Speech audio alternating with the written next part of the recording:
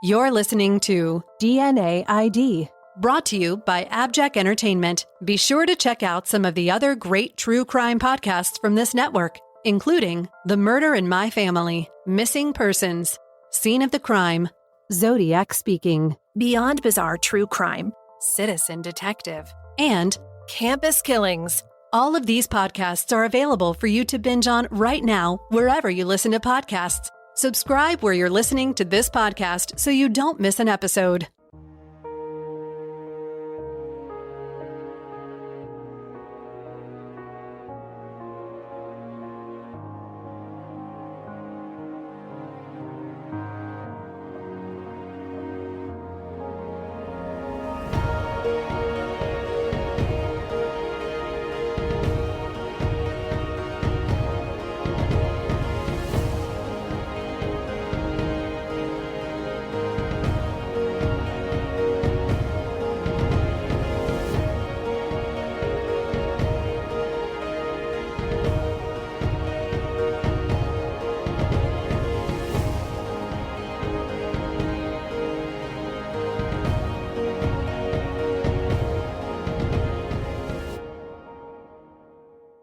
It was 2017. On October 16th at approximately 3 a.m., Detroit police officers Ronald Attard and Nicholas Medrano were on patrol in their cruiser when they received a radio call of a person down in the area of Casper and Cypress Streets in southwest Detroit.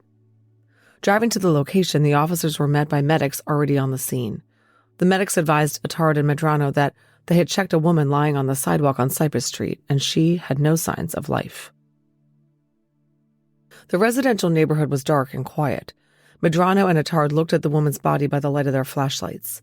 She was lying on her back, arms and legs spread slightly, her T-shirt reading, "Work hard, play hard," pulled halfway up her torso. They were horrified to see that she was visibly pregnant. The woman and her baby were both pronounced dead at the scene. Detectives from the Fatal Squad soon arrived. Just an explanation here, because I didn't know what the Fatal Squad was. Detroit PD's homicide unit is divided into divisions, handling different death investigations. The Fatal Squad handles all deaths related to vehicular incidents, and there was good reason to believe that the pregnant woman had been hit by a car. The dead woman had bruises on her arms and stomach and severe, wide scrapes on her side. When the Wayne County Medical Examiner investigators arrived and turned her over, more bruises and wide, bloody scrapes were visible on her back. Dirt and stains marred her gray leggings, as well as blood from some kind of impact, and the members of the Fatal Squad were pretty sure what kind of impact it was. A corner piece of black or gray plastic bumper, complete with running light, lay right near the body. The location where the dead woman lay was on the sidewalk on the north side of Cypress, just west of Casper. She lay right in front of the lawn of a small white house with a chain-link fence around its backyard. The sidewalk where her body was is slightly elevated from the street and is separated from Cypress Street by a grass median, sometimes called a berm, that I would estimate at about 3 foot wide. The investigators suspected that the woman was the victim of a hit and run based on the marks on her body and the broken bumper, and that someone had pulled her out of the road by her wrists and or ankles to move her onto the sidewalk where she was found. What was odd was that she wasn't wearing any shoes or socks, and it looked like she'd been placed where she lay. Her body was too perfectly positioned on the sidewalk to mesh with a hit and run. The Detroit PD investigators decided to call in the homicide team. Sergeant James Krasuski of the Southwest Detroit Homicide Squad, or CRASH as he is called, arrived around 5 a.m. and had his team start scouring the area, in the dark, for additional pieces of evidence and any surveillance cameras. After all, it was 2017. Even 7 years ago, cameras were everywhere. Lying in Cypress Street, the detectives found some shoes, a pair of socks, and a cell phone. Lying on the grass berm between the sidewalk and Cypress Street near the broken piece of bumper was a black zip-front hoodie. These things were all collected on the suspicion that they belonged to the dead woman. One of the responding officers recognized the victim as a sex worker who typically worked the corner of Michigan and Central, about a block and a half away from the scene. So Crash thought if she had been picked up by a John, it made sense that the incident might have started at a nearby quiet spot with a sexual encounter in a vehicle and ended up with the female victim DOA. He thought of a logical place, a spot on the next block over where privacy fences sort of shielded any parked car from view. So the investigators expanded their search of the area, and on the south side of Cypress Street, west of Springwells, 2 items lay on the grass between the sidewalk and street. These were a half-empty plastic water bottle and a used condom. 15 feet away, across the sidewalk at the base of a home's wooden privacy fence, lay a condom wrapper. Bingo. All of these items were collected into evidence, and they led to the investigators' theory of the case. The sex worker and the John had had a sexual encounter in his vehicle at Cypress and Springwells. Somehow, as she was walking away, a driver hit her in the roadway. They moved her onto the sidewalk at Cypress near Casper so she wouldn't get run over in the dark. But this theory didn't answer the question of who the dead woman was anyway. The beat cop who recognized her didn't know her name, and she had no wallet or ID on her, and none was found anywhere nearby. Because the detectives suspected that the dead woman had been moved to where she lay, and because she was a larger woman and quite pregnant and would have been quite heavy and cumbersome, they guessed that she was grabbed by the wrists and ankles, perhaps by 2 people, and carried or dragged from the roadway to the sidewalk. So the decision was made to collect DNA swabs of the dead woman's ankles and wrists, 2 suspected contact points. Officer Ryan Pajkowski, a forensic technician, collected the swabs. Then the woman's hands were taped into paper bags and the scene documented in photos and measurements. At the morgue, the dead woman was identified from fingerprints on record as 34-year-old Melinda Salazar. An autopsy by Wayne County Medical Examiner Dr. David Moons determined that she died from multiple injuries that superficially included abrasions to the lip, both sides of the chest, the lower abdomen, the lower back, and the extremities, and a cluster of contusions on her lower right arm. Internally, there were fractures of multiple ribs on both sides, multiple lacerations to the lungs, spleen, and liver, and extensive bleeding into the chest and abdominal cavities. Melinda's manner of death was listed as indeterminate. Her baby, a boy of right around 24 weeks gestation, died too. Melinda's case was assigned to the Fatal Squad, labeled a hit and run, firmly falling under the purview of the Vehicular Incident Unit. Unfortunately, neighbors had not seen or heard anything, and the piece of bumper, although pretty sizable with a light on it, was not identifiable. In an effort to identify the hit-and-run driver, Fatal Unit Detective Richard Schwab submitted the ankle and wrist swabs collected from Melinda to the Michigan State Police Forensic Lab for DNA processing. I know you're all thinking, why on earth did they send in the swabs instead of that juicy used condom? Well, remember, that was not definitely connected to the crime. Melinda, a suspected hit-and-run victim, likely picked up DNA from her killer when he moved her body. The condom and water bottle were a block away and could have belonged to anyone. So the lab was asked to prioritize the swabs. The Fatal Team investigators waited as the case faded. The Michigan State Police Forensic Lab, like so many state labs, was overwhelmed and backlogged. But finally, the detectives' instincts were proven correct. From the swabs of Melinda's ankles, a male DNA sample was obtained that was sufficient for entry into the state's DNA database to see if the driver who had killed Melinda in a hit-and-run had done anything else. Well, he hadn't. The DNA didn't generate any hits, but it stayed in the system silently waiting until it was called upon. Melinda's family was notified of her death due to a tragic accident from indeterminate causes. But the investigators would soon learn that Melinda's death was no accident because it happened again.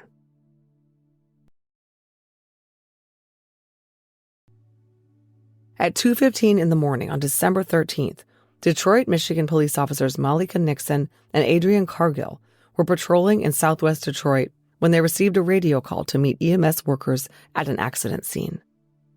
They drove to Anthon and Campbell Streets and found medics Kim Wright and Chris Ward from Hart Medical. Wright and Ward were not frantically working on an accident victim or quickly administering CPR. The EMS workers were just standing there waiting for the cops. They led officers Nixon and Cargill to a woman lying on the ground who, they said, was already dead when they arrived. The woman lay face down in the snow that covered the grassy buffer area between the sidewalk and Campbell Street. She had no pulse and was way beyond reviving. Blood covered her face, and there were obvious signs that she had not died of natural causes. Her shirt and jacket were pulled up to her breasts, and her pants were down below her knees. They clearly had not gotten that way by accident. The woman lay partially on her right side, face in the ground, her arm unnaturally behind her. She had a big chunk of flesh taken out of her left thigh. She had multiple tire marks on both sides of her body that were very visible in the snow, consistent with someone who had been run over more than once. Once again, Sergeant Crash got the call in the middle of the night. This case was an evident homicide right from the start and was worked that way from the beginning. Evidence technicians were called to the scene at about 6:30 a.m. to start the arduous process of working an outdoor crime scene in the snow. There was no identification on the deceased woman's body. She was removed to the Wayne County Medical Examiner's office for autopsy. The medical examiner was able to identify the dead woman as 59-year-old Carrole Ann White. She was dressed in black pants, a shirt, and a jacket. But as I mentioned, her shirt was pulled up and her pants pulled down when she was found dead on the grass and sidewalk. The Wayne County ME, Dr. Avnish Gupta, observed injuries on Carrolle's body consistent with being hit and run over by a car. She had post-mortem abrasions and contusions all over, including a large patch of flesh missing from her left thigh that had not bled much. It must have happened after she was already dead. She had large scrapes and scratches visible on her back. She also had broken teeth consistent with a blow, a broken nose, and multiple broken ribs. Her fatal injuries included separation of the left lung, multiple lung lacerations, aortic laceration, and depressed skull fractures with laceration of the underlying brain. Dr. Gupta ruled that Carrolle's cause of death was multiple internal injuries causing hemorrhage and broken bones. The manner of death was ruled an accident. But it wasn't an accident. Fox 2 Detroit interviewed Carrolle's daughter Rose Graves, who, needless to say, was both heartbroken and outraged about what happened to her mother. Whoever did it left her on the side of the road like she was a piece of garbage, Rose said. They shattered her teeth are in pieces. Rose told Fox 2 that her mom had overcome many obstacles in life and how unfair it was for her to end up dead from a hit and run. She said, her addictions, she just recently found out she had lung cancer, and she was diagnosed over 18 years ago with HIV, which was now full-blown AIDS. But she's been taking her medication, and she was really taking care of herself, and she was happy about life. Rose said that her mother loved spending time with her grandchildren and was beloved by her family. Someone took that all away. They didn't just hurt her when they hurt her whole family. We are so devastated by this, said Rose. The CSIs painstakingly gathered evidence from Carrolle's scene, getting photos of the very distinct tire marks in the snow, measuring the crime scene, and so on. Near the body, lying in the snow, they found a condom wrapper and a water bottle. Fanning out, they located a fanny pack and a wallet lying in the middle of the street, less than a block away from Carrolle's body, at Anthon and Calvary. In the wallet were Carrolle's ID and checkbook, which is how Crash and his team identified her once they turned her over. While evidence technicians worked on the snowy area where Carrolle's body had lain looking for clues, Detroit police homicide detectives started going door to door in the neighborhood, seeking any surveillance footage that might help them figure out what happened to her. And they found some. Detective Eric Kimball went to a business located at 5636 West 4th Street. This business fronted on Campbell Street and was equipped with working surveillance cameras that captured the location where Carrole lay. And guess what? Because the incident had just happened, the surveillance footage was still readily available. Detective Kimball reviewed the black and white footage from South Alley West Exterior Camera 1. As he watched at 2:15 a.m., a dark SUV drove south on Campbell and turned left on Anthon Street. It traveled 40 to 50 feet and pulled over to the curb and turned its lights off. Detective Kimball looked at the footage from camera 2. There was the dark SUV, barely visible at the top of the screen, captured at the far end of the illuminated parking lot, sitting in the shadows by the curb. It sat there for 10 or 15 minutes, with smoke coming from the tailpipe indicating that the engine was on. Kimball watched as the driver threw a lit cigarette out of the vehicle.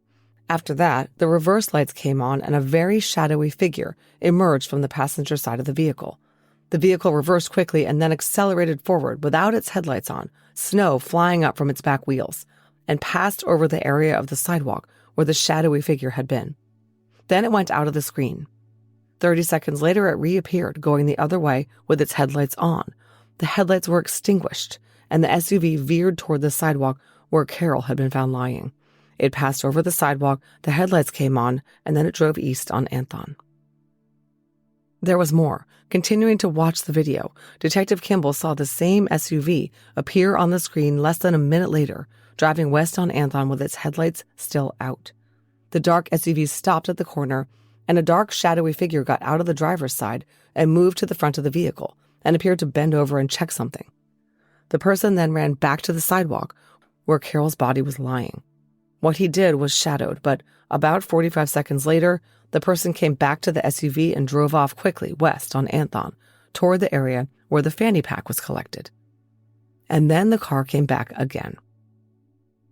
2 minutes later, the dark SUV appeared in the video, its lights on this time. It turned east on Anthon, and as it was moving, the lights were turned off.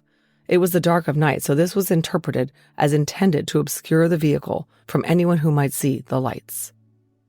The dark car then hopped the curb and sped toward the area of the sidewalk where Carrole lay motionless. After passing that area, the car continued on, its lights coming back on as well.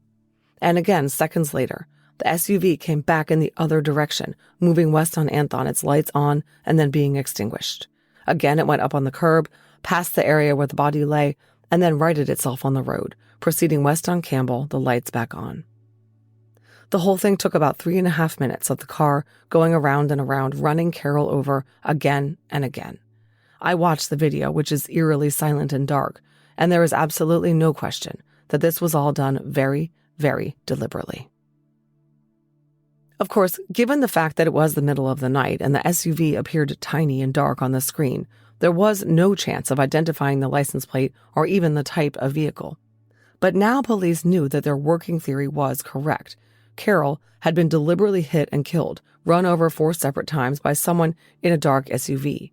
And there was a chance that some physical evidence existed, the cigarette butt Detective Kimball had watched fly out of the driver's side window. Evidence techs were immediately notified to get back to the scene and start looking for that butt pronto. And they soon found it, covered by snow, but it was the only one in the area, so perhaps they'd gotten lucky. Meanwhile, Sergeant Crash investigated the condom wrapper angle. No prints were obtained from the wrapper, but apparently condom wrappers have serial numbers on them. Crash went to a gas station right near Carrol's territory and asked to see the serial numbers on the batch of that brand of condoms that they sold. Sure enough, it was the same sequence. And the gas station had video cameras. They pulled the video from the gas station on the night of Carrol's murder. They watched a dark SUV pull into the back of the parking lot and park. A man emerged from the car with his hoodie up over his head, warming him against the cold snow.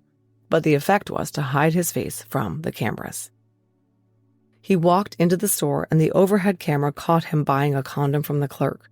But the camera at the register, the one that would have shown his face, was broken. All they knew was that he was about 6 foot tall with a medium build. He might have been white, he might have been black. Police had no idea what he looked like, and they could not see the car clearly in the camera angle. So the police now knew that their target drove a dark-colored SUV and had killed a sex worker who worked the streets in Southwest Detroit. And before they had a chance to really dive into the case to catch this guy, he did it again. And this time, there was a survivor.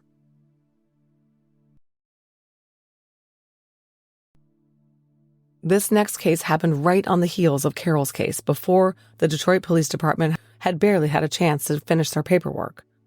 Sergeant Crash was notified of another incident that happened just a week after Carrole, on December 22nd, in almost the same location at Fort and Campbell Streets. The survivor was a 29-year-old woman named Rachel Perez. That John had picked her up as she worked the street in the same area, and she got in his SUV after getting paid up front. But as she later told Crash in an interview, he was taking too long and she wasn't interested in spending her whole night servicing this dude. So at around 2:30 a.m., she gave the guy $10 back from his $40 cash, got out of the car, and walked away behind the car. Apparently, this made him mad. As Rachel walked behind the SUV, the driver backed the car up and nearly hit her, and she jumped aside to avoid the impact.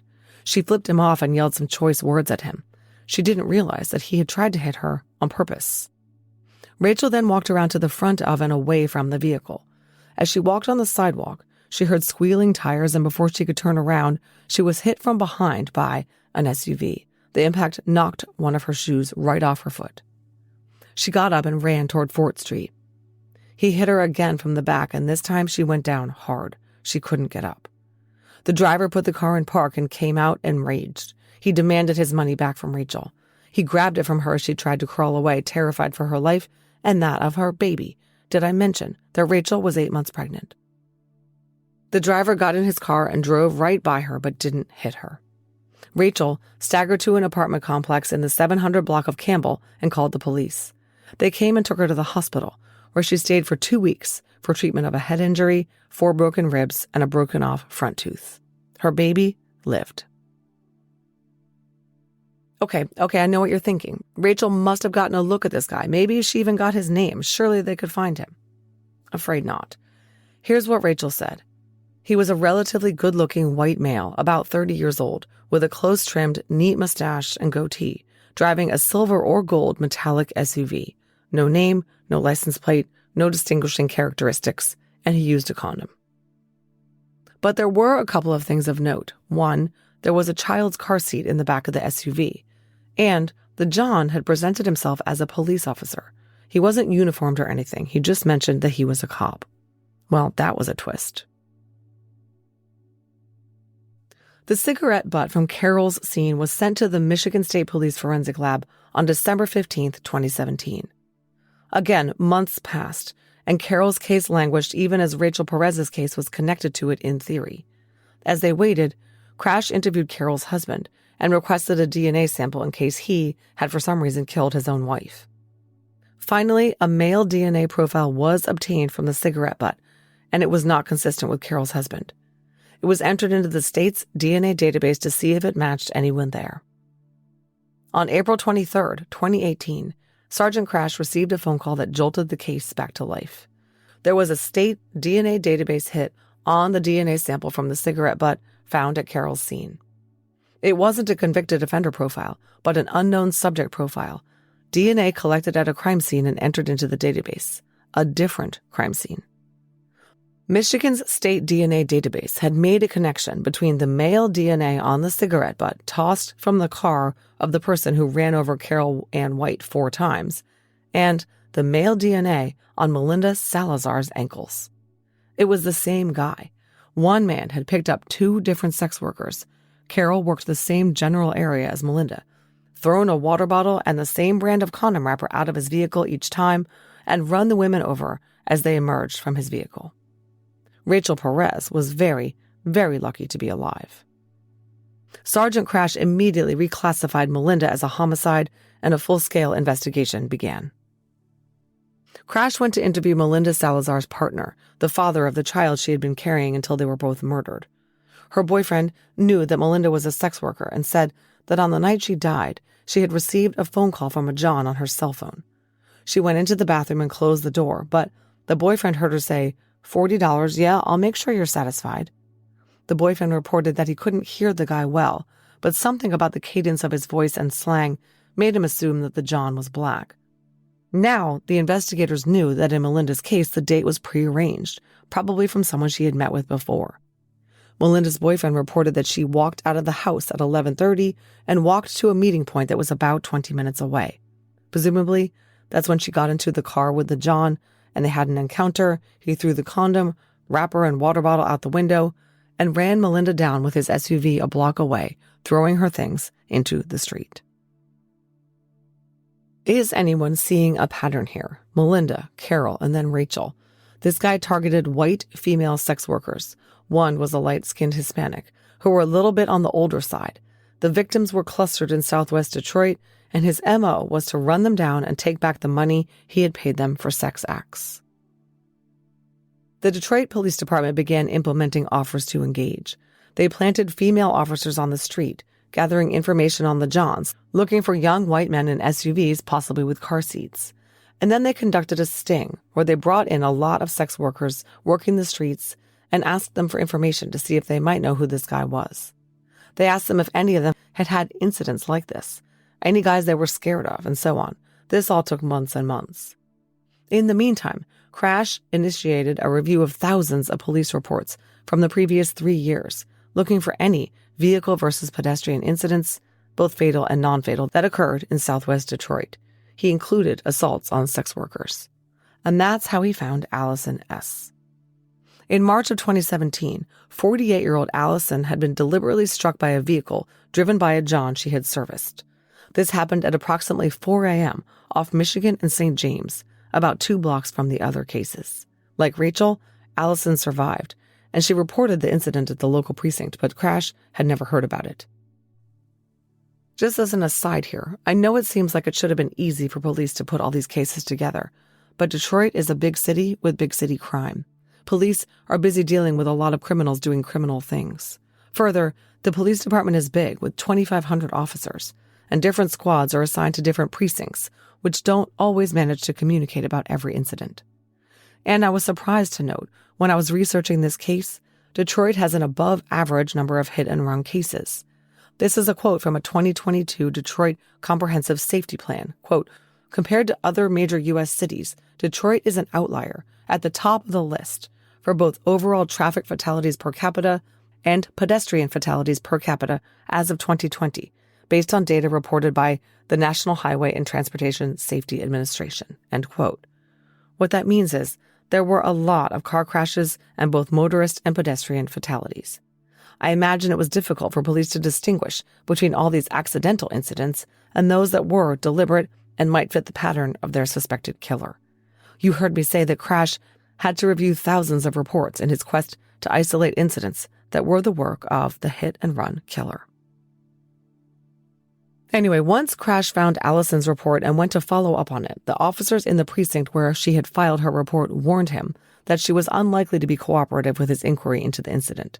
She didn't want to talk to the cops, but she did give a description of the guy who hit her, a white male in his lower 30s, driving an SUV, mustache and goatee, who used a condom. The description exactly matched what Rachel had said, and both women said he took back the money he paid them. And then Crash found yet another report. Heather W. had reported an attempted rape. This didn't happen at Central in Michigan or Fort and Campbell like all the others. It was about 7 blocks away and happened in 2016. Again, the perp was a 30-ish white male with a goatee and mustache in an SUV. He picked Heather up on the street she was working, and after he solicited her, he flashed a badge and put a flashlight in her eyes and pulled a nickel-plated revolver. He ordered her to engage in sex with him, but she jumped out of the car and ran to a house and frantically banged on the door. The guy followed her up onto the porch, and the homeowner yelled that they were calling the cops. The would-be rapist ran back to his car and drove off. Heather didn't want anything to do with providing an additional witness statement or providing further information, but her initial report and description was sufficient. Crash was convinced that the man who tried to rape Heather was the same man who had attacked all the other women with his vehicle, and Heather was the first known victim of the hit-and-run killer. Sergeant Crash was going crazy with all these cases. It completely weighed on him as he pounded the pavement, desperate to catch the hit-and-run killer. The futility of the investigative angles he and his team pursued continued to be incredibly frustrating, and he became more and more fixated on stopping this guy. In June 2018, Sergeant Crash took a much-needed break from all this murder and mayhem that he felt had occurred on his watch and went on a family vacation to Florida. When he got back, someone had left a report on his desk with a note calling his attention to it. It was the case of 32-year-old mother Mary Lynn Penegor, who had been killed in a hit-and-run on Central on June 9, 2018. Mary was a sex worker who had been beaten and run over by a vehicle, her black boots, wallet, and other possessions strewn in the street. Mary's ex, Timothy Penegor, told Fox 2 Detroit, quote, "We didn't even get to see her body because they said it was so bad," end quote.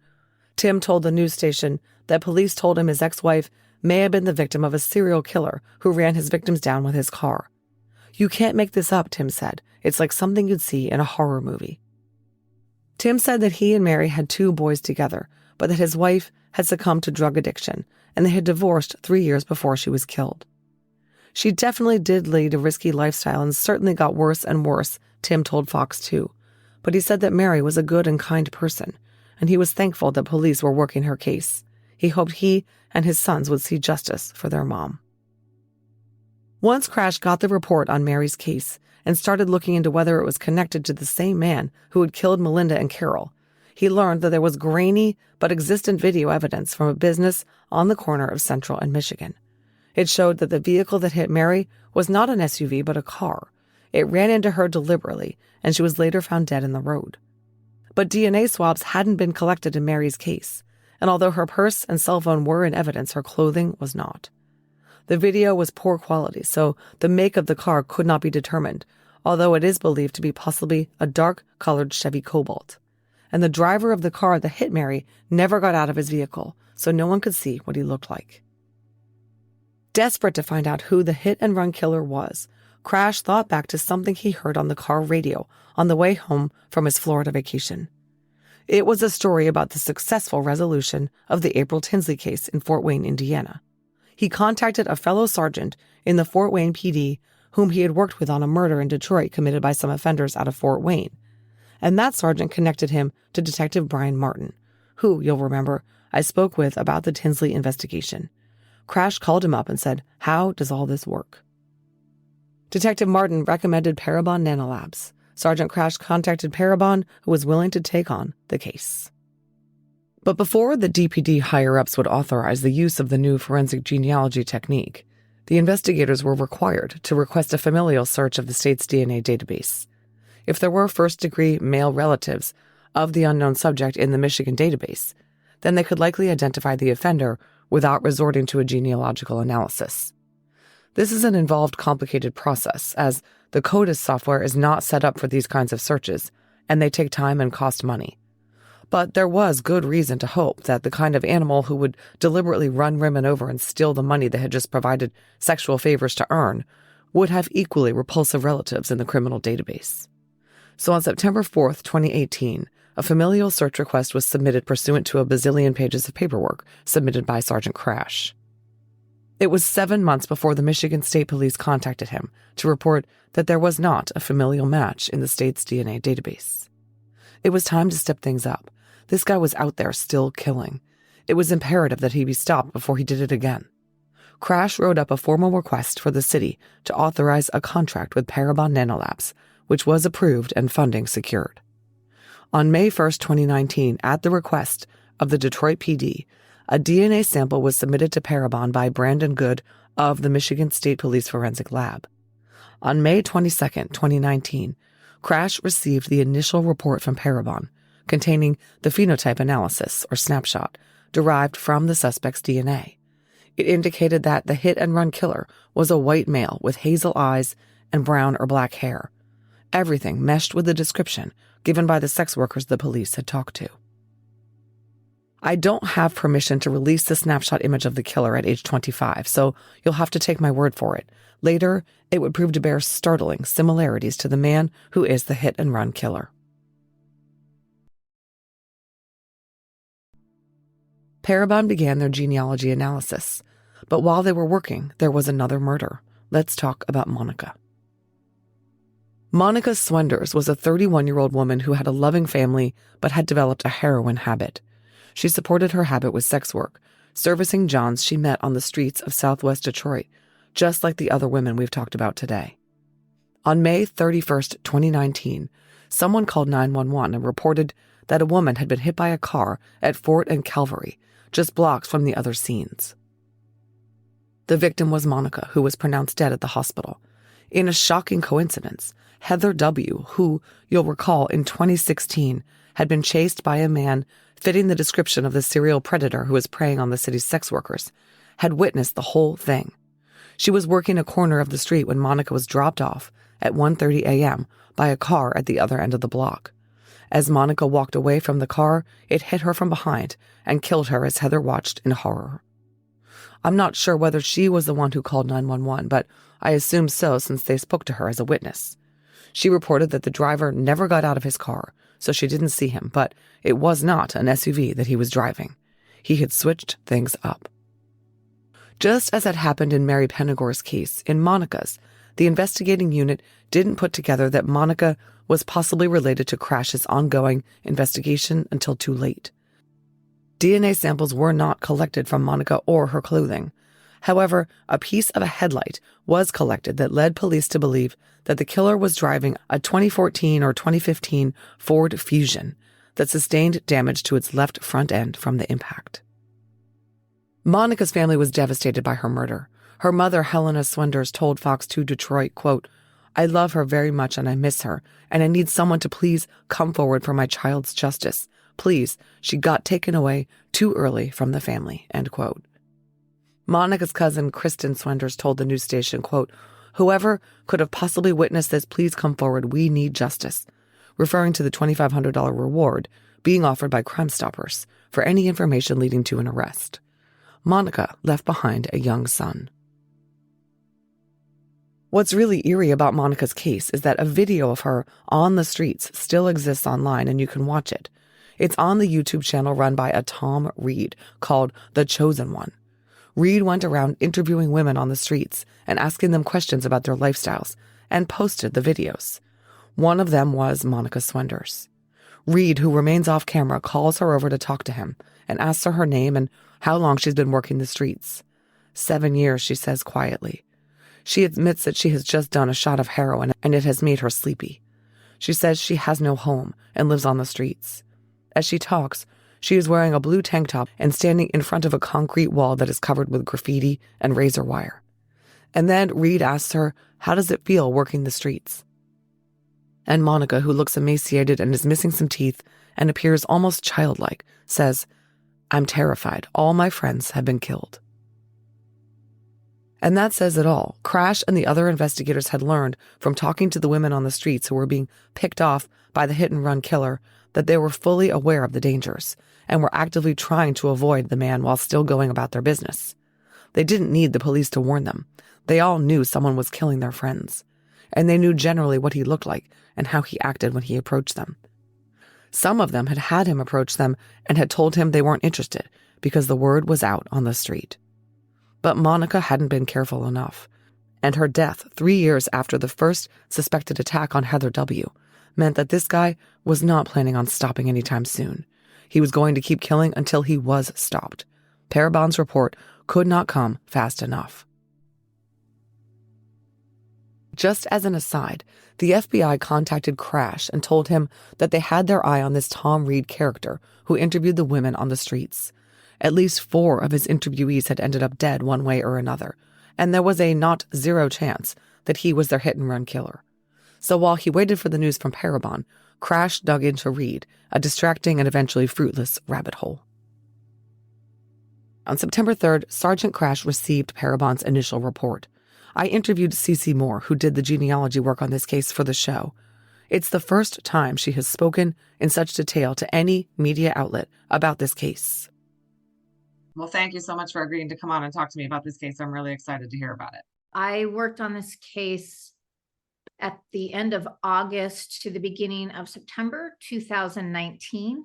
This was a GEDmatch only case, meaning we only uploaded the SNP profile to GEDmatch. We did not have family tree DNA matches on this case. So initially, our top match was only 100.4 centimorgans. Our second match was 91.5 centimorgans, and then it dropped down to the 60s. And the matches 3 and 4 were the children and grandchildren of match number 2. So that's not that helpful. You know, that's basically the same data point.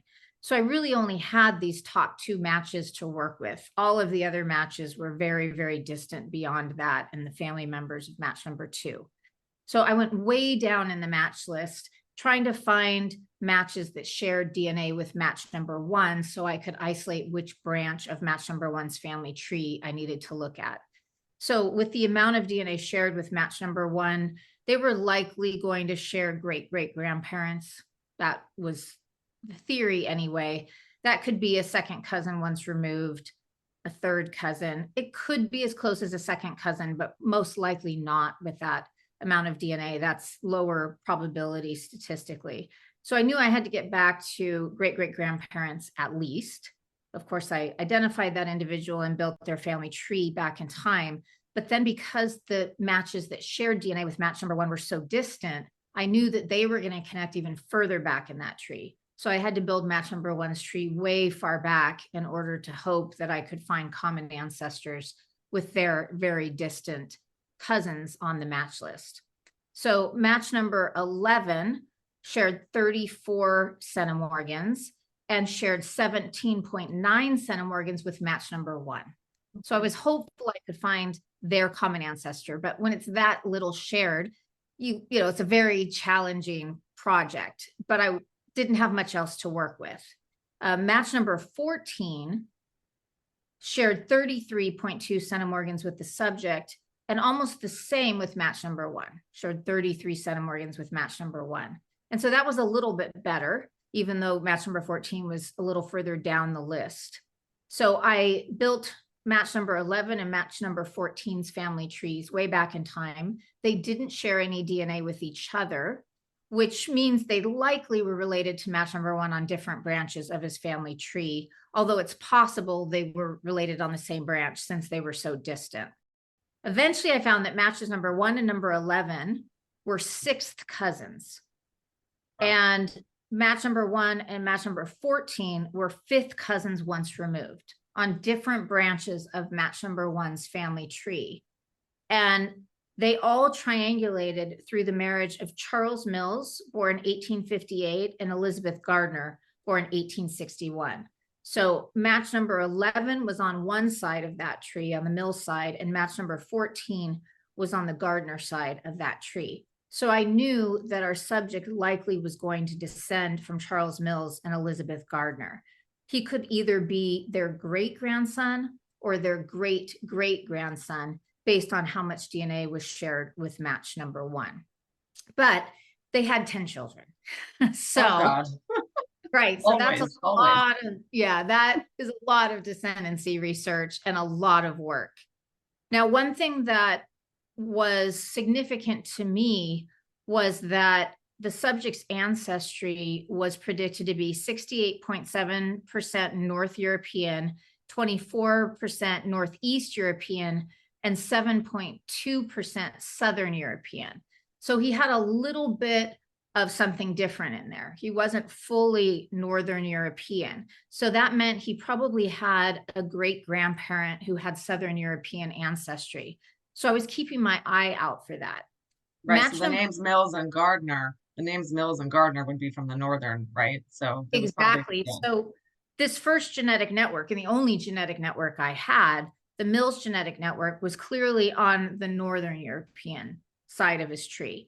And so I needed to find an intermarriage with somebody who had Southern European ancestry. Well, match number 2 didn't share DNA with this Mills genetic network. So they were related to the subject on a different branch. And match number 2 had a couple of great-great-grandparent couples that had Polish ancestry. So Polish ancestry is Southeastern Europe, but it could fit. So I was looking specifically at those branches of match number 2's family tree, but I couldn't find any other matches who shared DNA with match number 2 in order to solidify that.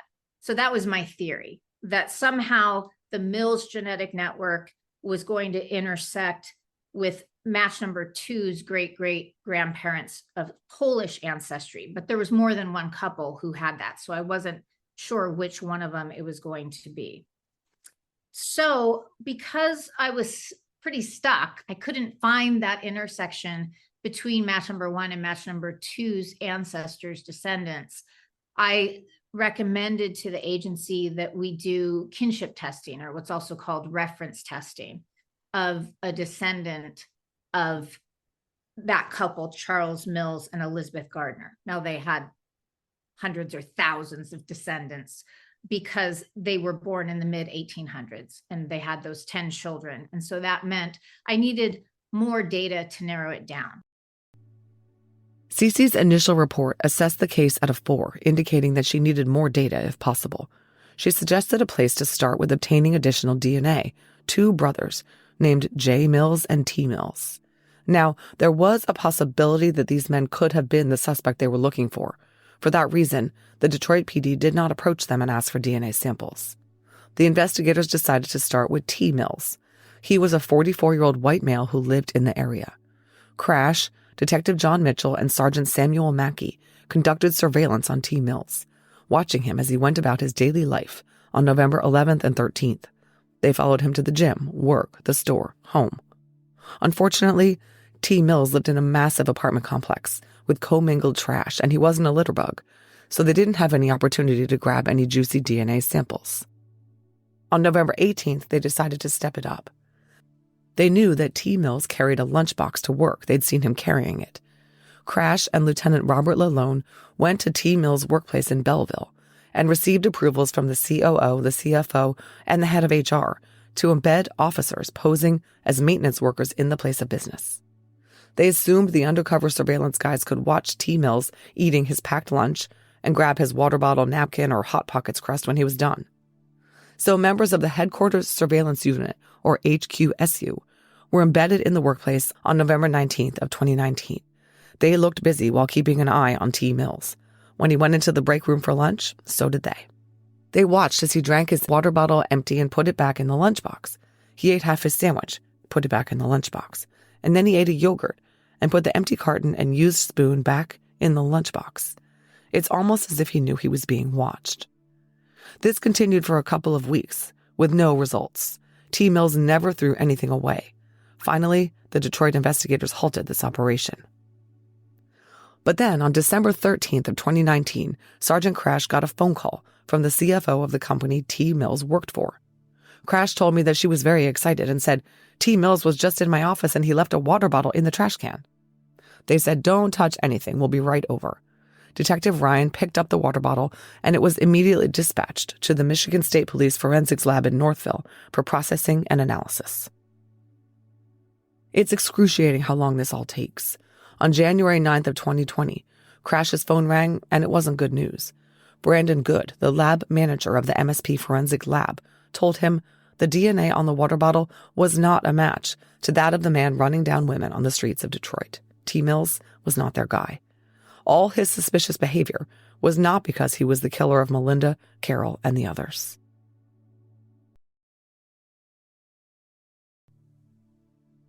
In a brilliant move, Crash asked Brandon Good to authorize a kinship test of T. Mills' water bottle DNA and that of the suspect. The results, which came in on January 29th, were very interesting. T. Mills and the suspect shared a YSTR profile. What that meant was that they were related along the same paternal line. They shared a common male ancestor. This could be a father, grandfather, great-grandfather, and so on. They needed to get T. Mills' DNA to Parabon's stat. On February 13th, 2020, Crash contacted Parabon and sent in the new DNA results they had obtained from T. Mills to facilitate additional work on the suspect's family tree. It didn't take long. They collected DNA from a descendant of Charles Mills and Elizabeth Gardner, and we tested that at Parabon through our snapshot kinship inference and was very disappointed with the result. So this descendant of that couple only shared 17.9 centimorgans. So that was a bummer. That meant we were still quite far away, but it did rule out that line. His descendancy line is out. That is not the line that the subject must descend from. And it also moves our subject's position pretty definitively to great-great-grandson because of the amount of DNA shared. Because he shares so little, it makes it much more likely that our subject's going to be the great-great-grandson versus the great-grandson of Charles Mills and Elizabeth Gardner. And there's even more of those. So there's even more great-great-grandsons than their great-grandsons. And so while I was waiting for this kinship tester's DNA to come in, we got a new top match. So that's one thing that's really exciting about genetic genealogy. It's not static. It is dynamic. There are new people uploading to the databases all the time. And so we got really fortunate that a new person uploaded who shared 134.3 centimorgans. So it's still not a really high match. That's still most likely going to be a second cousin once removed or third cousin or equivalent relationship. But this match didn't share DNA with our other original top matches or our kinship tester. And so that gave me a new data point to try to triangulate with what I already had. And so as I was continuing to work on the descendancy research from Charles and Elizabeth Mills, I found that their son, Lawrence Mills, born 1905. So mom was actually getting up there by the time she had this son. Wow. Yeah, I was a little surprised, but it absolutely looked like he really was her biological son from everything that I could find. You know, you always worry when you see mom getting older that maybe one of her older daughters had a child out of wedlock and she pretended it was hers. But as far as I could tell, this was legitimately her son. And so Lawrence Mills, born 1905, married Ellen Mannion, born 1904, and that triangulated with our new top match. Wow. So that was incredible. That was a really important data point to have because it helped me narrow down from those 10 children.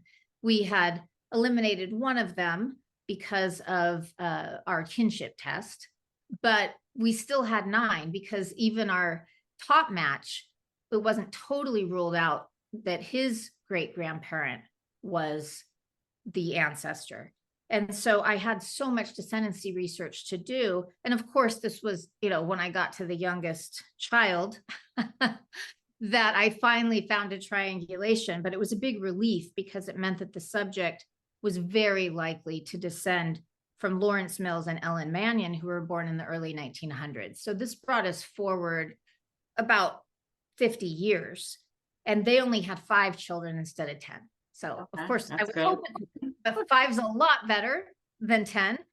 And so I performed descendancy research from them and identified all of their male descendants that would fit in the right position to be our subject. And there were quite a number of them, but I was fortunate because we had a YSTR match to a Mills. So remember, we're performing descendancy research from Charles Mills and Elizabeth Gardner, and then from Lawrence Mills and Ellen Mannion. But because we had a YSTR matched from a Mills male that was 19 out of 20 genetic markers, we knew that it had to be a direct male descendant of Lawrence Mills. And so I needed to find somebody who was a son of a son of a son, who was likely carrying that Mills surname. So that eliminated all but 2. Now there were only 2 descendants of this couple who had the correct mix of DNA to be related to our new top match and our old top match, our Mills genetic network, and then also have that YSTR consistency. If we didn't have that YSTR match, there was a lot more individuals who would have had to be looked at. Now, eventually, I would have found that triangulation with Lawrence Paul Mills's mother, but it saved me quite a lot of work when that YSTR match narrowed us down to just 2 of those individuals. And so I could really focus on just building their trees. Also, having that very distant kinship tester result was disappointing, but it was an important data point because it moved him one step further down in the tree pretty definitively. And it ruled out that descendancy line. I didn't need to look at that part of the family anymore. And I had focused on that line initially because there was a intermarriage with a Polish family there that had a similar surname to one of the ancestors on their tree. And so I was always looking for that Southern European mix to come in, that great grandparent with the Southern European ancestry. And so I had looked at that part of the family pretty closely. They were also in Detroit. They were living in the area. And so I thought that that kinship tester might actually be very closely related. And so that's one of the great things about investigative genetic genealogy and kinship testing that gets lost, which is we have the ability to eliminate many individuals of being investigated or suspected of a violent crime. And so as soon as we got that result, that eliminates that whole branch of the tree, all those individuals that I was previously looking at as potential candidates, and it sends us looking in a totally different direction. So kinship testing can be really important to rule out people. part of the thing that was difficult about this is location is so important in investigative genetic genealogy. And I'm always looking for that branch or that descendant who moves closer to the crime scene. But this Mills family, many of their descendants stayed in the Detroit area. And so I couldn't rely on location to help narrow it down either. So almost all of these Mills descendants were close enough to the crime scenes to potentially be our subject. And so I didn't have that extra piece of information that helps me zero in on one branch versus another. And so this was a case where there was a lot of time spent on that descendancy research, trying to find the connections to these other matches. But typically I work with 24 matches on my cases. I just didn't have that in this case. I had a real dearth of data. And so it made it a lot more difficult to narrow it down. I was fortunate. I was even able to narrow it down to the Mills genetic network using those very distant matches.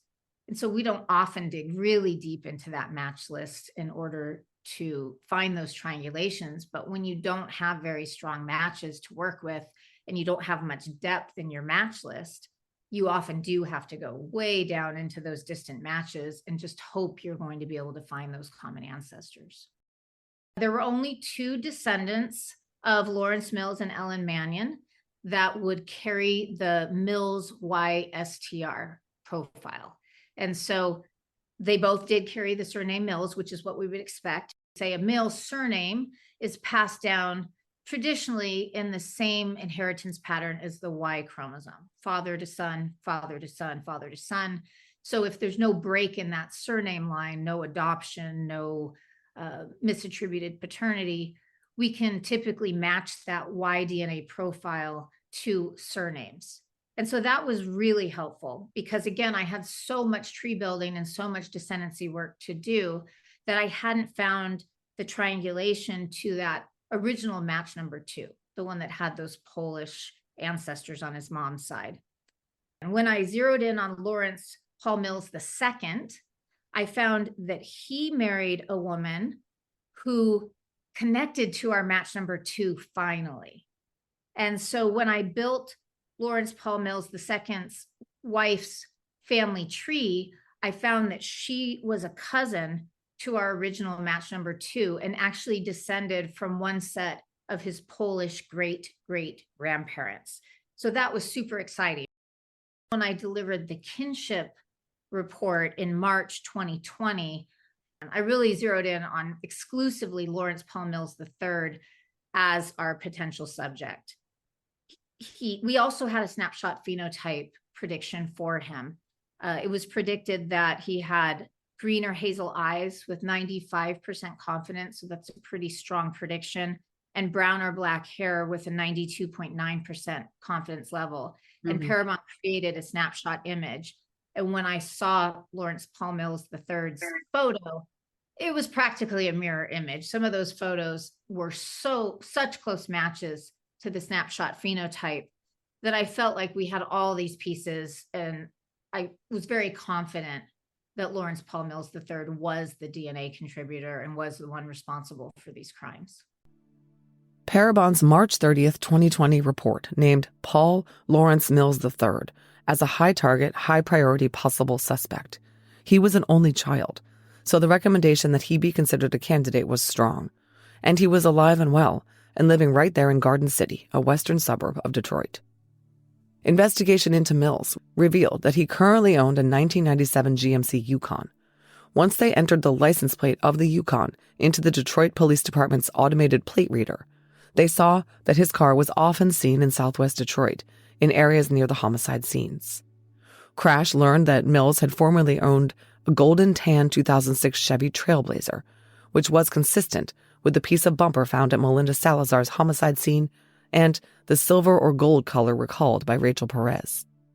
Mills was also known to drive a Ford Taurus and had access to his parents' vehicles as well, as he lived with them and occasionally drove their cars. The investigators suspected that Mills had switched around vehicles to help him evade detection. Just as Crash and his team were preparing to begin surveillance operations, the Detroit PD shut down non-emergency operations because of COVID. The COVID lockdown period lasted 2 weeks. Finally, on April 20th, the DPD surveillance unit staked out Mills' parents' home, located in the 31,000 block of Balmoral in Garden City, and followed Mills as he left home in his vehicle and went to Southwest Detroit. They hung back as he trolled the streets where he typically encountered sex workers, Michigan and Fort area, for a couple of hours. He didn't engage with any, and eventually he went home. The next day, on April 21st, at 1:24 p.m., they watched Mills' mother's red Ford Fusion pull out of the driveway with Mills driving. He looked just like his driver's license photo. He traveled to Southwest Detroit and again drove around slowly, looking for action.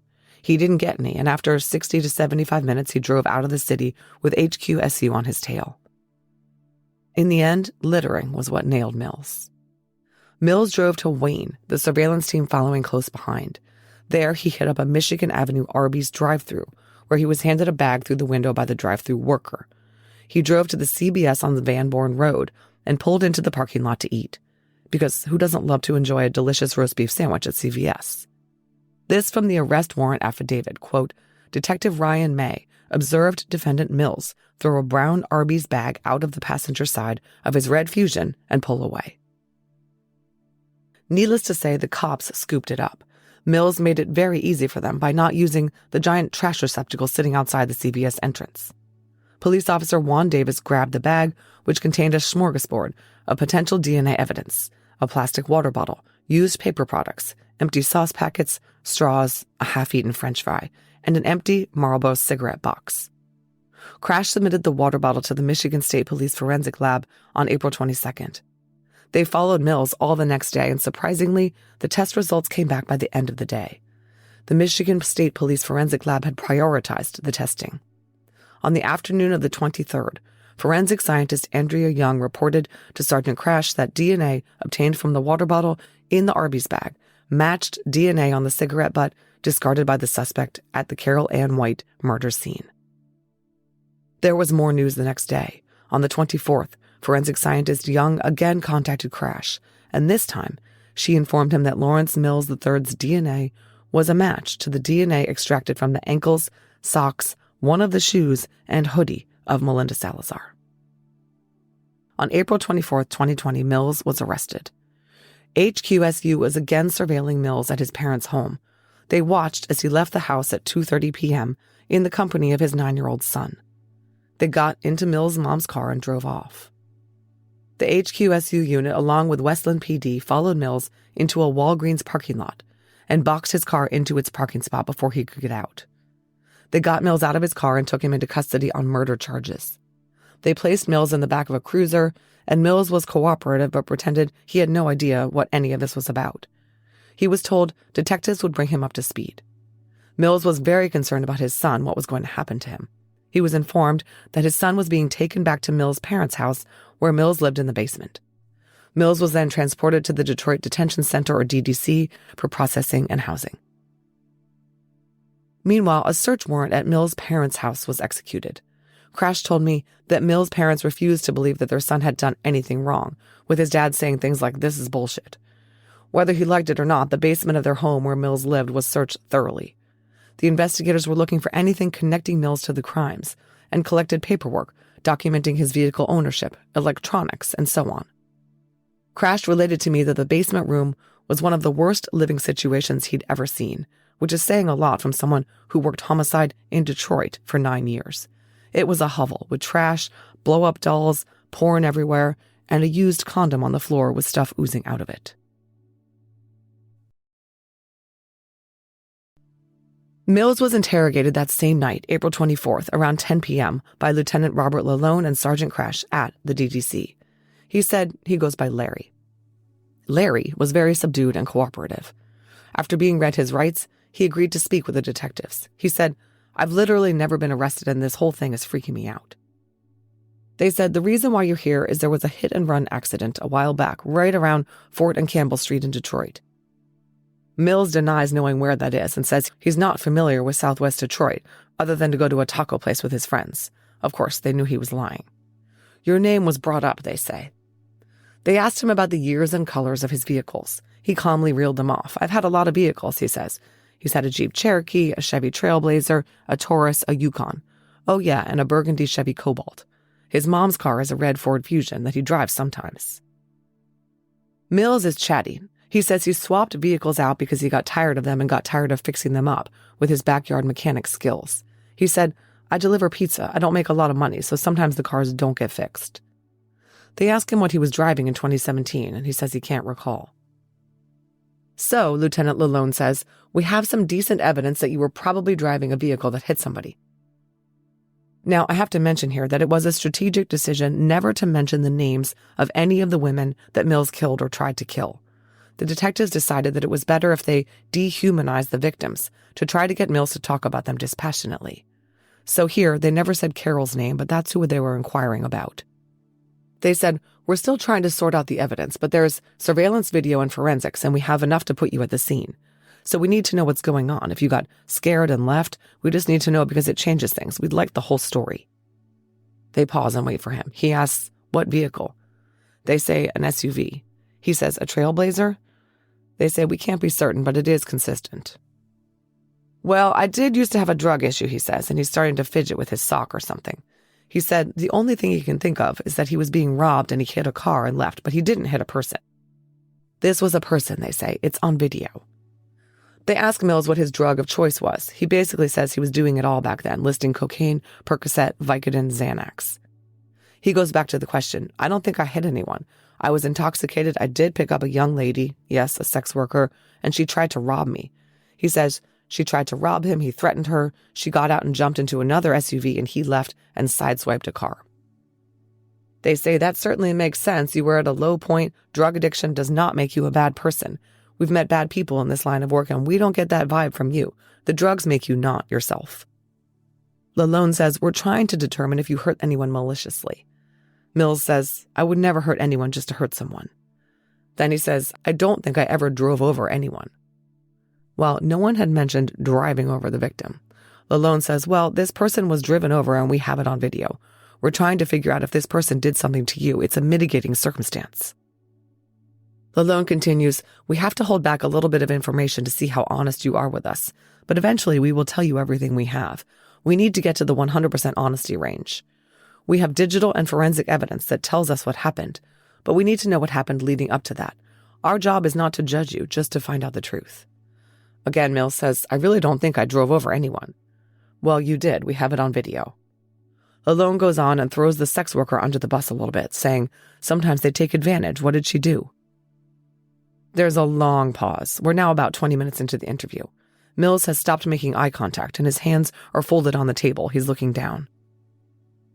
She took my money, my wallet, my cards, everything. I leaned over to flick my cigarette out the window. She grabbed my wallet from my back pocket and took off running. Lalone says, and then did you go after her with the car and hit her? Mills says, I told you she got into an SUV. Lalone says, she didn't get into an SUV. We have it on video. We saw you flick that cigarette. Mills says, you got my DNA from the cigarette, didn't you? Yes. Lalone basically gives him a chance to say it was an accident. He didn't mean to hit her. Mills doesn't bite. He says his brain is kind of foggy. Lalone says, I'm pretty sure you went back to her and got your wallet back. On the video, it's hard to see, but that's what I'm guessing happened. Mills says she was gone and his wallet was lying on the ground, so he picked it up. Lalone says, from the video, we can't tell if possibly you're robbing her or maybe she had a bunch of jobs before you, or are you just taking your property back? I was retrieving my property, Mills says. Then they tell him that the sex worker's stuff was found in the street a block over. He says, yes, my wallet was inside of her bag. Why did you come back a couple of times? Mills says, I honestly don't know. If you say I drove back and forth a couple of times, then I went back and forth. Were you angry? Yes, I was very angry. Drugs don't help. I'm sure you checked my house and saw I have empty cocaine bags in my room. Mills explains he doesn't act normally while on coke. He was on Xanax as a kid and for his whole life because of anxiety. He says after he washed out of the military for a bad back and knees, he lost his mind a little bit and got involved with drugs and alcohol. He says, I was pretty fucked up that night. I lost my shit when she stole my wallet. He acknowledges that he came back 3 times, saying, if you said I did, I guess I did. He's not confrontational at all. In fact, he seems somewhat contrite. Lalone says, well, I wish I could tell you it's okay, but it's not okay. Mills says, it's not okay with me. It hasn't been okay with me. Lalone goes on, you seem like a decent person. I can tell this has been weighing on you. Now Mills' head is in his hands. He says it was the Trailblazer he was driving, dark gray with a lift kit. He tells them he sold it, but he can't remember the kid's name who bought it. He got the Yukon for $600 after he sold the Taurus because it was rusted out. They yuck it up about cars for a few minutes, and then Lalone says, okay, so she was a working girl, you're fooling around, she takes your wallet, she got out, and you drove after her. He nods while looking down at the table. His head goes back into his hands. Has anything like this happened before? Shakes head no, still in hands. Well, we have a few things we wanted to bring up. Something else happened almost exactly the same way, not too far away, over on Michigan and Central just before Halloween 2017. Now, Lalone here is talking about Melinda Salazar, but again, no names are used. Mills says that general area is where he would go to get pills. They say, we're going to be honest with you. In this case, we have DNA, so it's not up for debate that you were involved. What's up for debate is whether there are mitigating circumstances. Because like I said, you don't seem like the type of person to do this. Seems like just once in a while maybe you got angry with someone. Mills is staring at his hands. He shakes his head no. We have a tremendous amount of evidence.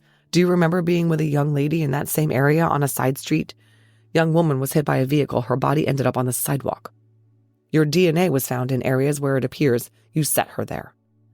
Your DNA was recovered on parts of her body that only make sense if you moved her or dragged her. Mills perks up at this. I can 100% tell you that did not happen. He is clear and pointed when he says this. They explain that the DNA was found on the sex worker's clothes and ankles, touch DNA. Lalone says, when it became 2 victims, we had to step it up a little bit. But I don't see you as a malicious person. Mills says, I don't like my life because I only have my kid part-time. I don't have a good job. I couldn't make it in the service. My life sucks. But there's still no excuse to turn to drugs and do dumb shit. I don't have a record. I've never been arrested, nothing. I don't hurt people. Lalone says, you're not a bad person. Well, obviously I am, says Mills. Lalone says, the fact you're talking to us now shows that you're a decent person, that you feel remorseful and bad about what happened. Mills is still looking down at his hands, fidgeting. Lalone continues, sex workers sometimes do nefarious things. I don't think you were out here doing this every day. What led up to it? Was it something similar? Mills says, honest to God on my son, I don't think I drug anyone up on that sidewalk, sir. I had sex with the prostitute. Maybe I wiped my hands on her clothing. Well, the DNA was on her ankles. I did not move her. I didn't pull her up on the sidewalk. I did hit her with my truck. He says, quote, she got out and started running, and after I realized she had my money, I floored it and got her. She was walking, and I hit 30, 35, cracked her, and my hood buckled, and she flew up in the air and landed on the sidewalk. Mills said the next day he had to replace the hood and bumper of his Trailblazer at the junkyard. He goes on, honestly, it was the exact same scenario. He means that he got robbed again, and I was pissed off at myself and the world. Why did I put myself in this situation? Lalone says sometimes we get into these low spots in life and stuff happens. Mills says, yeah, but my stupid decisions have now affected my son's life because now his dad's not going to be around. Lalone says, well, now for your son and these women, you can be honest with us. Mills admits to vaginal and oral intercourse with Melinda and that he threw his condom out the window down the street. He is staring down at the table this entire time, not making eye contact with the detectives. Lalone presses forward. Unfortunately, that wasn't the last of it. There was another incident in 2017, 3 days before Christmas. She was close to the I-75 service drive. Young lady hit by a car, money taken back, and then she was struck again. She was in the hospital for some time, and she is okay. She was able to give a description, view a full lineup. What happened there? Mills said he was driving the Trailblazer. Does it make you feel a bit better that she's okay? It does and it doesn't, he says. What happened? He says they like to steal your money and take off. The investigators say, all 3 of these girls are white. Do you prefer white prostitutes? He nods yes. Do you have regular girls that you frequent? No, just go up to them and pick them up. One more we got to ask about. Back on Michigan, a block from Central, young lady on a side street, struck, money was taken, and she was on the street. Passerby called 911. She ended up in hospital. She's okay. We did the lineup. We did all of that. Do you remember that one? It was in the beginning of 2017. No, but if she picked me out of a lineup, then... Is it a fair statement that this happened a few times? Yes, sir. They take a quick break at this point, and Mills engages in lots of talk about motorcycles with Crash. After the break, they ask how he feels now that he's been honest with them, and he says, it's a relief. Do you feel better? I feel better and I feel worse. How many times did this happen? Honestly, 4 or 5 at the most. I honestly don't think I killed more than 2. How do you know you killed 2? Well, the truck is heavy and I ran over them. When was the last one? He holds out his hand like, I don't know, 2017? Well, we had another incident last year, 2019, May 31st. He says at that time he would have been driving the Chevy Cobalt, burgundy color. Have you ever used your mom's vehicle before today? Yes. This specific vehicle, and we know this from pieces left behind, was a red 2014 or 2015 Ford Fusion. Mills adamantly denies using his mom's car for any of these attacks. It's like he doesn't want his mom to know he used it to do this. He says he thinks every incident with the women was the trailblazer.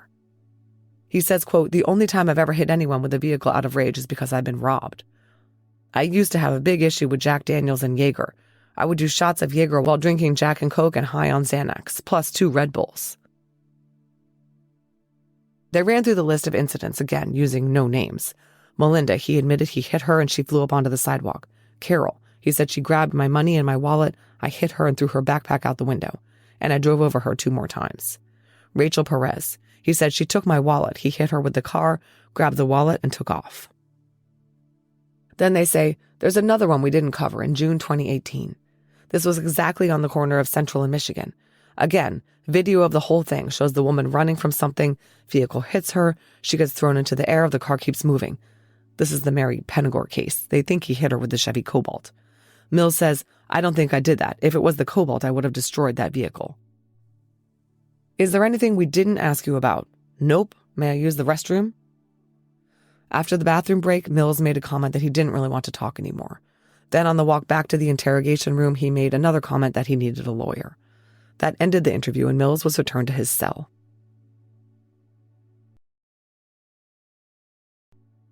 Let's talk about some of the lies that Mills told in this interview. He said that Melinda robbed him and got out of his car. Now, this whole tale is questionable except the part where he hit Melinda. That we can believe. But I don't think she really got out of his car and started walking away barefoot. Remember, she was found without shoes and socks on, and those things were found in the street. Well, the impact might have knocked her out of her shoes, but I don't think it knocked her out of her socks. Something went wrong in that SUV that caused Melinda to jump out and run barefoot. One thing that Mills did not lie about was moving Melinda's body. Lalone and Crash said, wait. We found your DNA on her ankles. If you didn't move her, how did it get there? No idea, said Mills. Well, I'll say this. The working theory is that Mills' DNA got onto Melinda's ankles when he grabbed them during a sex act. Enough said. Now for Carrole Ann White. Mills admitted that he picked Carrole up in his car looking for a paid sexual encounter. He said he parked his car and they fooled around, but they never actually completed intercourse. While he was smoking a cigarette and went to flick the ash out the window, she reached over and grabbed his wallet and walked off. Yup, this is believable. Carrole got out of the car and casually walked away with her pants down around her knees and her shirt pushed up. I don't think so. Just like in Melinda's case, something bad happened in that car, and she jumped out and ran, even though she was partially undressed. Remember that Carrole's teeth were broken and her face was super bloody. Those things did not happen from being run over. Someone had punched her. Then they brought up Rachel Perez and told Mills she had picked him out of a photo lineup. She hadn't, but she saw his photo on TV after he was arrested and called Crash and told him they had the right guy. Mills was the guy who tried to kill her. In his interview, Mills admitted that he had picked Rachel up 3 days before Christmas in 2017 and that they had sex for money. He claimed Rachel tried to boost his wallet while they were fooling around. He got mad, and when she took off, he hit her with his car. Rachel said she absolutely did not steal anything from this maniac. She had gotten paid up front and gave back 25% of the money when the allotted time was up and Mills hadn't been able to complete the act. It seems Mills just felt entitled to run down the women he had hired for sex and take back the money he had paid them for their services. Detroit Chief of Police James Craig held a press conference announcing the arrest of Lawrence Mills. He told the assembled media and family members of the victims, quote, investigation determined he would approach his victims for a paid sexual encounter, engaging in the sexual act inside of his vehicle, and following the act after the victims would leave the vehicle and they were on foot, he would use his vehicle as a weapon, striking the victims in each of the 4 and possibly a 5th case. Just as an aside here, the police and Wayne County Prosecutor's Office were still figuring out how many cases had sufficient evidence to charge Mills. The initial arrest was just for the first-degree premeditated murder of Carrole Ann White. Additional charges would be added, which I will get into. Chief Craig continued, explaining that after Mills hit the victims with his car, he would take his money back. We're not certain at this point if he took any other items, but his primary focus was on the money that he paid, Craig said.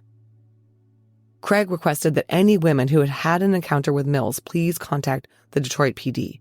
Quote, "It appeared that he only focused on Caucasian women in the southwest area of Detroit, and so we believe, based on our investigation, there may be other victims out there. We're asking for any victims to come forward. We don't care about your occupation. We just want you and your family to receive justice." Okay, so as I said, Mills was initially charged just for Carrolle's case. Within days, charges were added for Melinda. The specific charges were murder in the first degree, premeditated, assault on a pregnant individual causing a miscarriage or stillbirth, and motor vehicle advisory. In Michigan, motor vehicle advisory means that a vehicle was used in the commission of a felony and the penalty is loss of license. Charges for Rachel Perez's case soon followed: assault with intent to murder and knowing assault or assault and battery of a pregnant individual.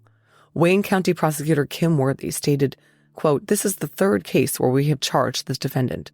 The alleged conduct of Mr. Mills is deeply concerning." I think that's a bit of an understatement. Okay, so who is this ruthless predator Mills? Lawrence Paul Mills III was born on September 3rd, 1987 in Garden City, Michigan. His father is Lawrence Paul Mills Jr. and his mother is Pamela Barlow Mills. He had attended high school at Garden City East and then obtained his high school diploma through a National Guard program at Miles Coverdell Academy. When he was arrested, he was 6'1" tall and 190 pounds. Here is CeCe Moore again. He was a young single father. He was raising his son. That seemed to really be the center of his life. This was a good-looking guy. It wasn't somebody who would jump out at you as a potential serial killer. So it was really surprising. It was one of those times where when I was researching someone's social media and their background, it was hard to believe he was capable of such cruelty and such violence. But, you know, you never know. People hide behind a mask. I mean, I laughed a little because to me, he looked like Vanilla Ice. You know, he looked like you might see someone on TV or, I mean, this was, as I said, a nice looking fellow. He lived with his parents. He was raising his very cute son. He seemed to be very dedicated to his son and love him very much. And he had also posted pictures right after some of the crimes had happened, you know, joyful looking pictures with his son. The other thing that really caught my eye was his interest in cars, because we knew that this was an unusual crime where this serial killer potentially was using his car as a weapon, which was pretty unique. And I knew from the case file or what was shared with me that he had driven a certain type of car. And then I saw that type of car on his Facebook page. As you heard CeCe say, Mills lived with his parents in their basement. He is divorced from the mother of his son, who was 9 at the time of Mills' arrest. COVID restrictions kept the Detroit investigators from interviewing Mills' ex, but from what we understand, they are not on good terms. Mills was a part-time employee of a pizza place in Allen Park and was considered a reliable employee. Previously, he had worked at the Oil Exchange and Firestone Tires. He posted in February 2016 on his Facebook page, "Started a new job at Self-Employed and loving it." Mills took money from his parents, collected unemployment, and accepted COVID stimulus payments as well. Jailhouse calls made it clear that Mills didn't want to work and felt entitled to mooch off others as much as possible. Mills' Facebook page is full of pictures of him trying to look like a badass, with motorcycles, whiskey, his tongue out, showing off all his tats on his forearms, back, chest, shoulders, biceps, and calves. All the tattoos are sort of dark and menacing, crosses with flames, skulls, a gargoyle, a demon, a reaper, brass knuckles. My heart sank when I saw quite a few photos of his adorable young son, taken on Daddy and Me outings to pumpkin patches and restaurants. Mills even posted a happy-looking photo one day after he killed Melinda Salazar. Mills' Facebook page bio says, "Larry Mills, I'm a dad to an amazing son, good friend, good guy until you cross me the wrong way." Mills' social media and demeanor did not hint at him being a deviant sex addict, but the data on his phone indicated otherwise. When they did a forensic examination of Mills' cell phone, Crash tells me he was shocked to see the amount of lewd material on it. Hardcore porn, scads of it, men, women, transgender, all races and ages. And his call and text history reflected that he was constantly reaching out looking for sex. He did not discriminate. It sounded like he would pretty much have sex with anyone who was available. Crash told me about one of the text exchanges with a male sex worker who presented as a woman. Mills texted them, "Yeah, I know you have a dick. I'd love to suck it." Shockingly, Mills had no criminal record. Think about that. This guy, who had never run afoul of the law, just decided one day that he was going to start mowing down sex workers and taking back his money. I really think he felt that the women he killed or tried to kill were beneath him, subhuman, and he was entitled to do what he wanted. Speaking of entitled, the police monitored Mills' jailhouse phone calls while he awaited trial. His mother clearly felt that he was being wronged. Her baby did nothing to deserve this. Those policemen were so mean. Of course, she would load up his commissary account with money. When talking to some friends from the jail, Mills made fun of the investigators, calling them fat asses, and said he schooled them in his interrogation. Cocky and arrogant doesn't begin to describe him. And then he told his buddy, quote, "They didn't ask me about everything." In other words, there's more they don't know about. The investigators worked to pull together all their evidence against Mills for trial. In his interrogation, Mills confessed that after he broke his bumper hitting Melinda Salazar, he went to a scrapyard and bought a new bumper for the Trailblazer. Remember, he went and checked out his front bumper on the Carrole and White video. He wanted to be sure the new bumper wasn't damaged. Then, after he hit Carrole and Rachel with that same SUV, he sold it. Crash researched the VIN of the Trailblazer and was able to track down the man who bought it from Mills. They went to interview the buyer, and he still had the car. They impounded it and found no helpful DNA in or on it. And the buyer told them he had replaced the tires. Remember that there were distinct tire tracks in the snow at Carroll's scene that had been carefully photographed. But wait, he still had the tires in his garage. Those were impounded as well, and comparisons showed they matched the tires that had run over Carrole. The evidence against Mills was piling up. Okay, now for the legal proceedings. In the end, Mills was charged for Melinda, Carrole, and Rachel's cases. In the other cases, the evidence was considered weaker, or Mills hadn't confessed to them. The 3 cases were charged separately, with Mills having multiple arraignments and preliminary hearings, although all on the same days. It was likely it was decided not to merge the cases together in case one of them didn't hold up, so as not to confuse a jury. But given the severity of the allegations, the judge at Mills' first arraignment ordered him held without bond. He was eventually granted bond in Rachel's case, but he couldn't afford the $750,000, and he had the other cases on no bond, so he was in jail for the duration of the lead-up to trial. Despite having confessed, Mills pleaded not guilty at all the arraignments. From court documents, quote, "The evidence against defendant was still overwhelming. Rachel Perez, who survived, chose defendant out of a photo lineup and could have identified him as the perpetrator at trial. Defendant's DNA was discovered on items at the crime scenes of both Carrole White and Melinda Salazar. Defendant also made incriminating statements that were recorded while he was incarcerated at the Wayne County Jail, which could have been introduced at trial." End quote. Like the genius that he is, Mills had apparently boasted about his crimes to others in jail. If convicted of all charges, Mills was looking at life without parole.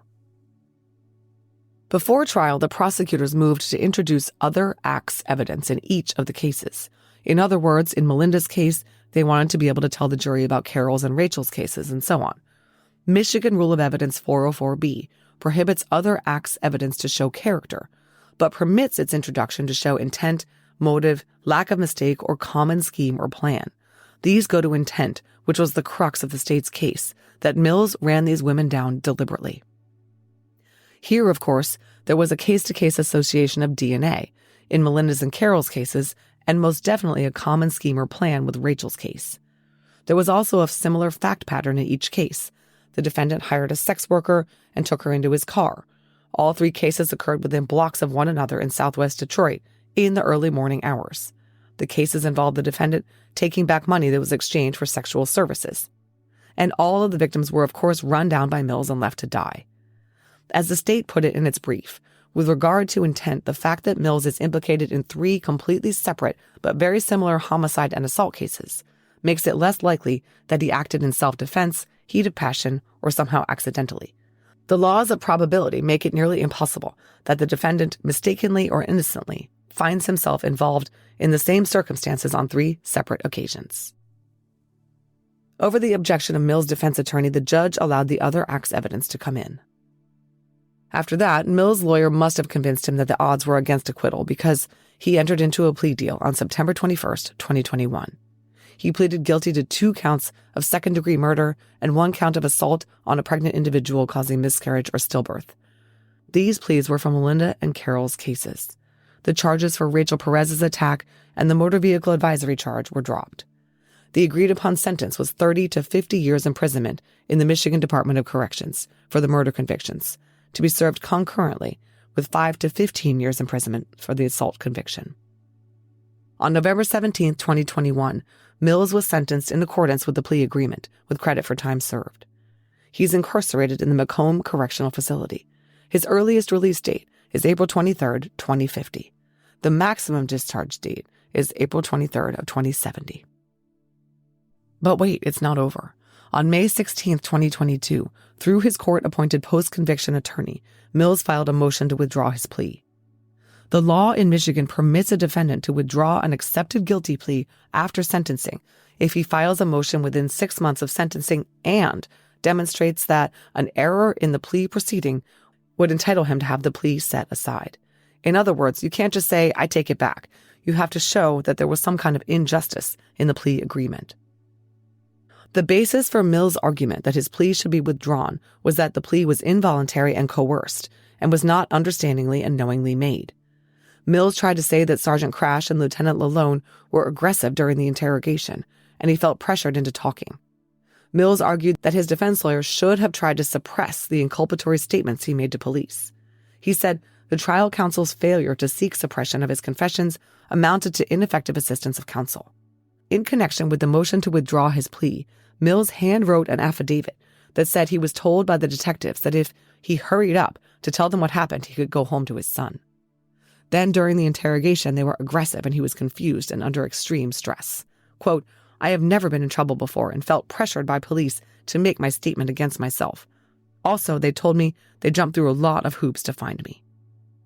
Needless to say, prosecutors hastily filed a motion in opposition. The state's response brief pointed out that Mills was fully involved in the plea deal.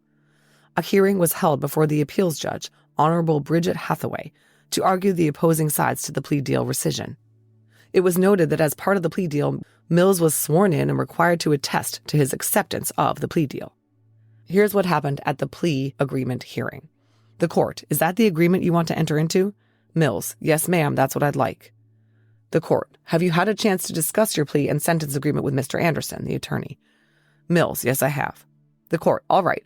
Has he answered all the questions that you have about the plea and sentence agreement? Mills, yes, ma'am. The court, all right. On the case ending in 71, this is Melinda's case. Sir, do you wish to plead guilty to count 1, homicide, murder, second degree? Mills, yes. The court, and do you understand that's a felony that carries the penalty of life in prison? Mills, yes, ma'am. The court, and you also want to plead guilty to count 2, assault of a pregnant individual causing miscarriage or stillbirth? Mills, yes, ma'am. The court, and sir, do you understand by pleading guilty in this case, you're giving up your right to a trial and also the rights you would have at trial? Mills, yes, I'm aware. The court, do you also understand by pleading guilty, you're giving up the right to file an appeal of right that you would have if you went to trial? Mills, yes, ma'am. The court, did you give your attorney permission to sign your name to the notice of acceptance of plea form in this case? Mills, yes, ma'am, I did. The court, and did you go over and review that form with your attorney? Mills, yes, I did. The court, so you understand the rights you're giving up by pleading guilty in this case? Mills, yes, I do. The court, has anyone promised you anything to get you to plead guilty in this case other than what was already stated? Mills, no, ma'am. The court, this is your own decision to enter into this litigation today. Mills, that is correct. Mills was then required to attest to certain factual issues in Melinda's case, that on October 16, 2017, at 3 a.m., he was in the area of southwest Detroit and that he hit Melinda Salazar with his vehicle going 30 to 35 miles an hour and that he intended to kill her. He also had to stipulate that Melinda's injuries and death and the death of her baby were caused by Mills hitting her with his car. The whole process was done all over again with regard to Carrolle's case, including the stipulation that Mills hit Carrole with the intention of killing her. In the appeal, Judge Bridget Hathaway agreed with the prosecutor's assertion that the, quote, defendant stated he understood the rights he was giving up by pleading guilty. Defendant further stated it was his own decision to plead guilty. The record is clear that defendant entered into his plea knowingly, voluntarily, and understandingly, end quote. The judge noted, quote, defendant's interrogation was videotaped and was provided to the court to review in camera. Defendant was read and informed of his constitutional rights. Defendant indicated he understood his rights. And when asked if he still wished to talk, defendant responded affirmatively, yeah, what's going on? Defendant freely and voluntarily and knowingly waived his Miranda rights and made a voluntary statement to police. Contrary to defendant's argument, the police were not aggressive with defendant at any point. Counsel cannot be ineffective for a failure to make a frivolous or meritless motion, end quote. The appeals court's denial of leave to appeal was entered on the record in April 2023. Mills's appeals are over. It has to be said that police do not believe they have accounted for all of Mills's victims. I think it's very likely that there are some that haven't been attributed to him because they don't fit his pattern. Mills was known to run down white female sex workers in Southwest Detroit in the middle of the night between 1 and 3 a.m. There could very well be others outside of this MO. As Mills said to his buddy, the cops didn't ask him about everything. Let there be no doubt that Lawrence Paul Mills III knew exactly what he was doing when he hired sex workers and then mowed them down with his car. Remember that some of his surviving victims said he tried to pretend to be a cop. Some of them said he had a car seat in the back. Mills used all kinds of ruses to get the women comfortable with him, and then tried to get sexual favors through coercion or violence or both. I asked Sergeant Crash how Mills could be so brazen as to think he would get away with these very public hit and runs, some of which showed that he returned over several minutes to run the victims over again. Crash said that Mills is a narcissist who really did not believe he would get caught, thinking he could outsmart the police by switching cars around, acting only at night, and making sure his targets didn't know his name or have any connection to him. But thankfully, the Detroit police took their investigation beyond the traditional gumshoe methods and employed forensic genealogy in an active case. Again, here is CeCe Moore. This case was really important to me because, one, it wasn't really a cold case. This was still very much an active case. This is one of the early active cases where investigative genetic genealogy was used.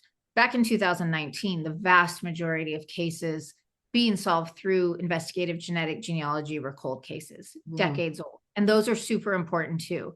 But it was always very important to me to have proof of concept of using it on active cases. And then also he was targeting sex workers, people that were really vulnerable, that we know historically haven't always gotten attention. And so I was really happy to see that the agency was so committed to getting justice for these women and also stopping this person from victimizing more women. And this really drives home how investigative genetic genealogy can stop violent criminals in their tracks. It can save lives potentially. And I think eventually it can be used to stop people from ever becoming serial offenders. You know, if we catch them after the first time, if they're identified quickly, there's no reason to have serial killers or serial rapists out there. But I strongly believe that we've already saved lives through investigative genetic genealogy, either through deterrence or by getting these more active criminals off the streets. Thank you to CeCe for sharing her work on this case with us. Thank you as well to Sergeant Samuel Mackey, who brought me this case. We actually met when he came to my booth at CrimeCon, to which he brought his wife for a 25th anniversary gift. Best husband ever. But anyway, he told me that his agency had just solved a forensic genealogy case, and I was skeptical because, frankly, this case got almost zero media attention and I had never heard of it. But Sergeant Mackey was spot on, and here we are. And finally, thank you so much to Sergeant James Krasuski, who is a credit to his profession. Your dedication saved lives. Of that, I have no doubt. The cases of Melinda Salazar, Rachel Perez, and Carrole Ann White are closed, thanks to forensic genealogy. And if you were one of the bad guys, they're coming for you.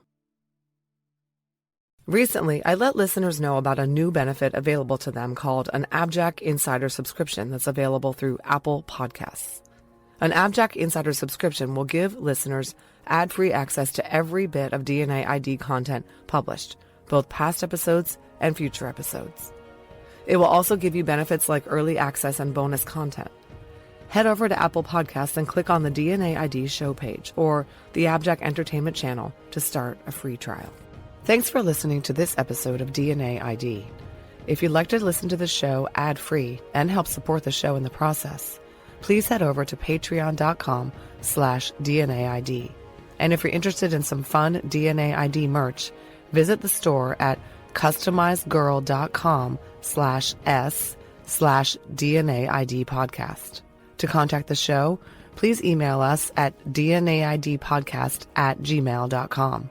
Follow us on social media at DNAID Podcast on Instagram, at DNAID Podcast on Twitter, or on Facebook at facebook.com/DNAID Podcast. Finally, if you want to visit our website, go to DNAIDpodcast.com. You'll be able to get all the episodes of the show, leave comments on episodes that I can respond to, and you can even leave voicemails. You'll get all the latest news about the show and important updates.